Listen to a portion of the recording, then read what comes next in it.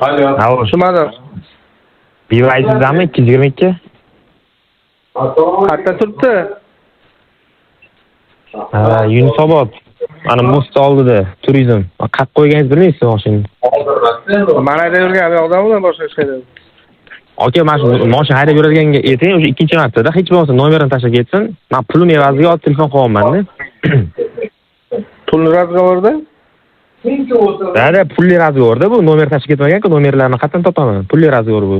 Nechi pul? Men tashlab beraman, qarz qilib qo'ymay. Aka, pul emas, gap pul emas. Vaqtim olyapti. Telefon qo'yib ayting, shuni olsin, bo'ldi. Xo'p.